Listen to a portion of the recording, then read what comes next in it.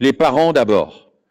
Je dis les parents parce qu'il y a encore une vingtaine d'années, on aurait pu dire la famille, mais les choses ont évolué, elles sont configurées aujourd'hui un peu différemment, et c'est plutôt les parents, avec la diversité des configurations familiales, qui constituent le premier acteur éducatif.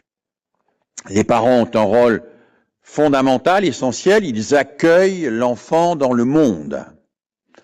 Ils lui procurent cet environnement sécure, ils lui garantissent qu'il sera heureux, qu'il ne sera pas abandonné, mais que néanmoins il devra assumer, accepter l'idée d'être de temps en temps un peu frustré, qu'ils ne seront pas toujours là quand il aura envie qu'ils soient là, que parfois cet enfant aura faim et qu'il lui faudra attendre avant de manger, qu'il sera mouillé, il lui faudra attendre avant d'être changé, il aura envie d'être dans les bras de ses parents qui ne seront pas complètement disponibles.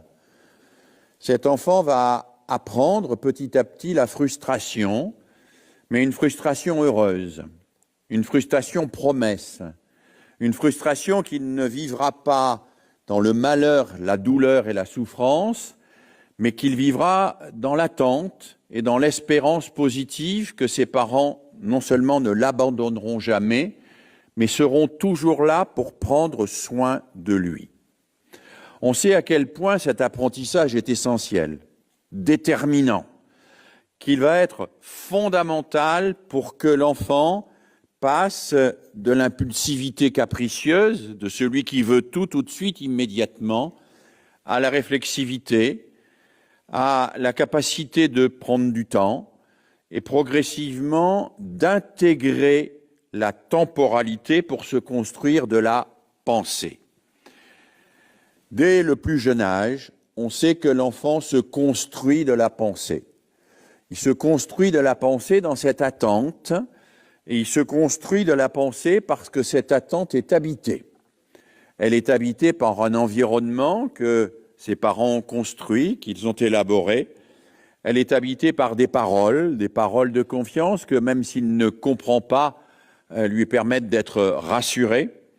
Elle est habitée, cette attente, par la certitude d'être protégé, d'être aimé, par la certitude qu'il existe des adultes qui garantissent que son arrivée dans le monde est bien une arrivée heureuse.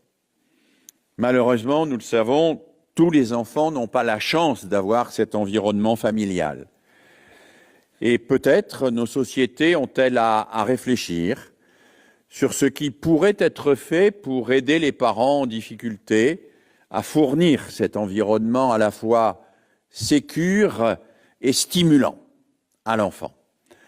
Je pense que ce qu'on pourrait appeler le soutien à la parentalité reste assez largement un angle mort des politiques publiques, qu'il existe des initiatives d'État dans un certain nombre de cas, associatives dans d'autres, pour aider les parents à assumer leur rôle, mais qu'un certain nombre d'entre eux, pour des raisons qui tiennent à leur histoire, pour des raisons qui tiennent à leurs occupations, pour des raisons qui tiennent aux accidents de la vie dont ils ont été victimes, qu'un certain nombre d'entre eux sont en difficulté aujourd'hui pour assumer cet accueil de l'enfant dans le monde.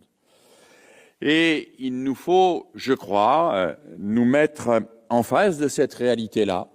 Nos sociétés ont besoin de se dire que nous ne pourrons probablement rien faire sans un travail avec les parents, sans un travail pour que les parents fournissent dès les premiers mois de la vie cette sécurité stimulante qui permet à l'intelligence de s'éveiller. Les parents, c'est le premier pilier. Il ne faut pas l'oublier et il faut que nos sociétés renforcent le plus possible le soutien à cette parentalité.